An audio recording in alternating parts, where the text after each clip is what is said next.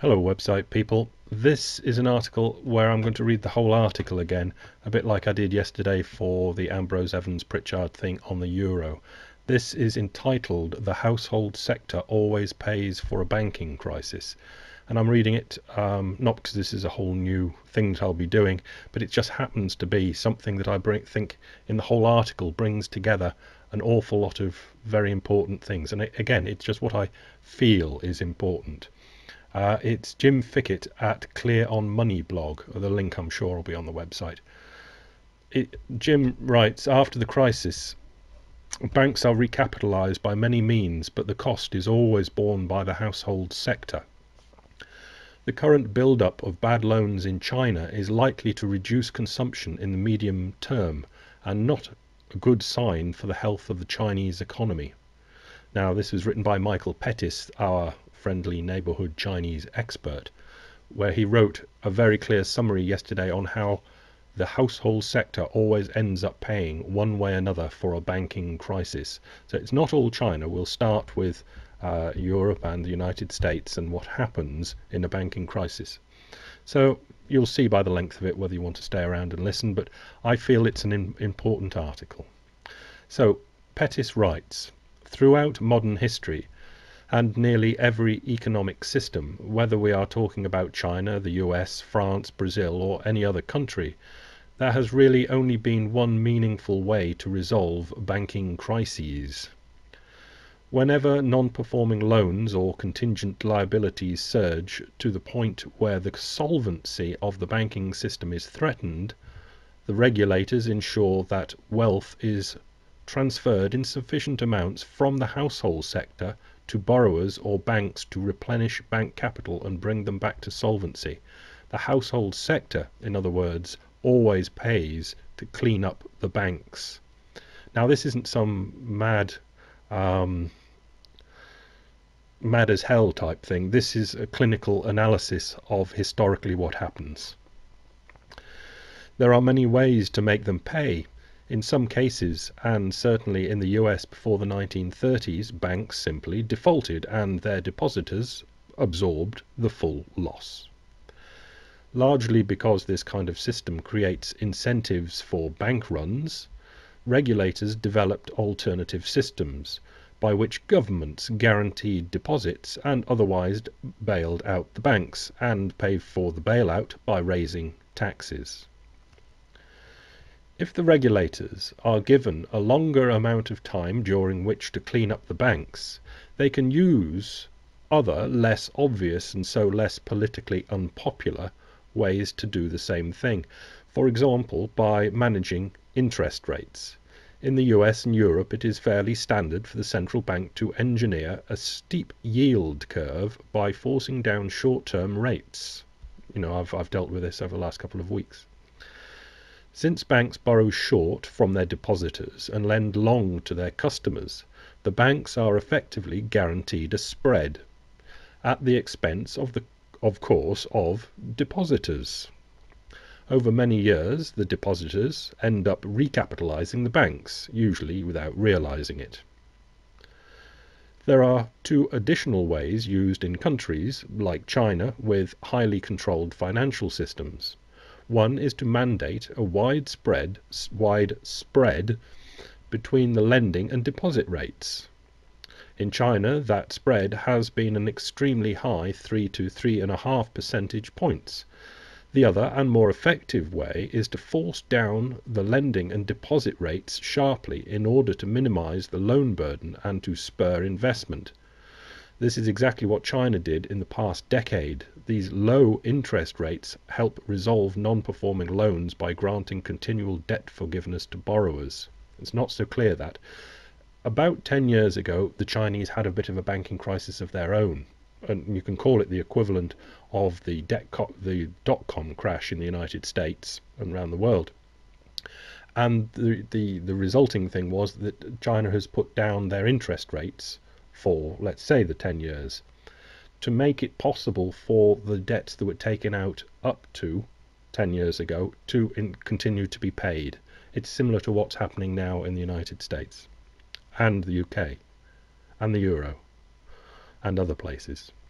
The cost of clearing up the last Chinese banking crisis was very high, much higher than simply calculating the explicit cost of recapitalizing the banks by direct and indirect equity infusions, and so will be the cost of the next one.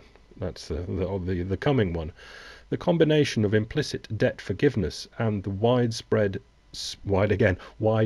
between the lending and deposit rate has been a very large transfer of wealth from household depositors to banks and borrowers. That's what we've experienced too in the West. The transfer is effectively a large hidden tax on household income, and it is this transfer that cleaned up the last banking mess. And that's as I say, that's been happening in China over the last 10 years. Last paragraph from Pettis. It is not at all surprising, then, that over the past decade, growth in China's gross domestic product, powered by very cheap lending rates, has substantially exceeded the growth in household income, which was held back by this large hidden tax. Again, similar things happening in the West. It is also not at all surprising that household consumption has declined over the decade as a share of gross national product from a very low 45%. And this 45% is the equivalent we have, say, in the United States, this famous 70% of all GDP is consumer spending. This was very low 45% at the beginning of the decade to an astonishingly low of only 36% last year. It's what we're experiencing in the West, where households are being squeezed, and the money, that squeezed out money is going to recapitalize the banks slowly, but the household's buying power is going because not everyone can have it, and the banks are getting it. I'll read the last little paragraph from Jim, who sums up saying, "For China in particular, the take-home lesson is that, just as the previous banking crisis reduced household consumption, the current growth in bad loans will probably lead to another hit to consumption. The Chinese economy is already over-reliant on very inefficient investment and needs more consumption, not less. So this is a bad sign for the health of the economy in the medium term." This is what everyone's screaming about, that all these people in China now coming into the middle class, still very badly paid, but could afford to buy more stuff. But of course they can't, because their excess is being squeezed to pay for the last banking crisis, and the whole thing is going to, because they can't afford to keep up with inflation and it's causing problems, it's going to cause the next banking crisis. I wasn't planning on linking this, but the second link is to Financial Times Alphaville, my favourite people, and an article entitled "Chinese Plate Smashing.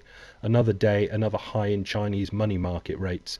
Now, this is too technical for me. I really don't understand it. I've read it a couple of times just to get the idea of the words going into my head, but I can't explain it to you because I basically don't understand it nearly well enough. I'll give you the last paragraph to give you a flavour of it.